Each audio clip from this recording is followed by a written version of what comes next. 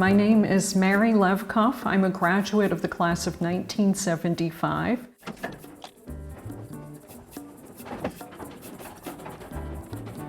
I was a major in the Department of Art and Archaeology, graduated magna cum laude with an honorary certificate for my senior thesis in architectural history. The wonderful thing about my experience at Princeton was the presence of the Art Museum.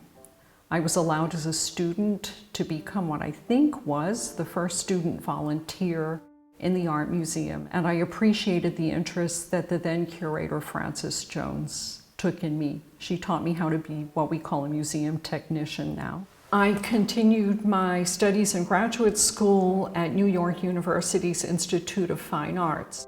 I moved to Paris to pursue my research and was having such a wonderful time there that I stayed for 6 years and was recruited to become a curator of European sculpture at the Los Angeles County Museum of Art. I stayed there for 19 years, but it was while I was in Los Angeles that I encountered the story of William Randolph Hearst. I was asked to give a lecture on him, and I started researching our records there.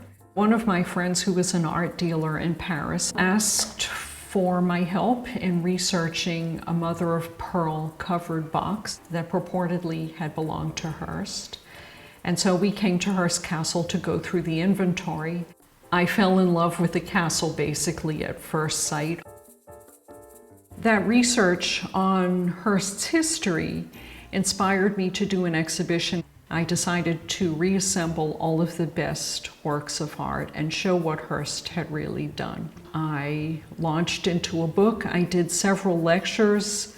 I compiled notes over a period of 15 years, and I tracked down dozens of works of art. On the day that the exhibition closed, I moved to Washington, D.C. to become the head of the Department of Sculpture and Decorative Arts at the National Gallery of Art. The opportunity to move back to California arose, and I decided to try for the position of director of Hearst Castle. I have probably the most beautiful drive to work of any museum director, and it's a great pleasure to come to work here every day. The state operates the hilltop, in other words, the historic monument. But everything that surrounds us is private property. It still belongs to Hearst Corporation.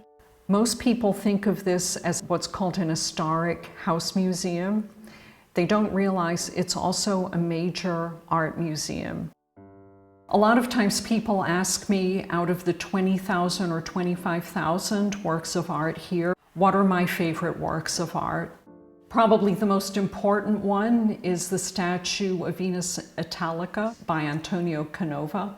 It belonged to Napoleon's brother, and it's one of 3 examples that Canova carved.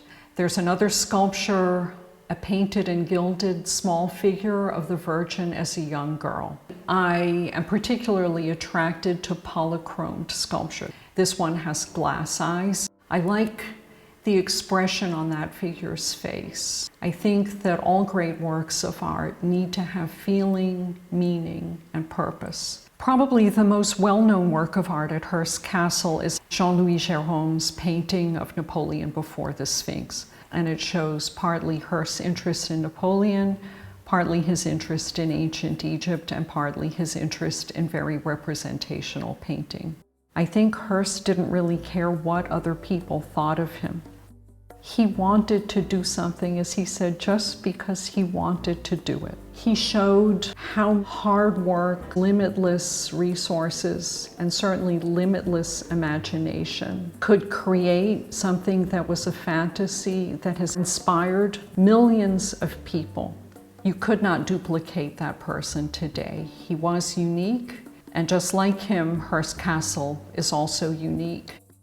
When I see the expressions on the faces of our visitors, I'm enchanted.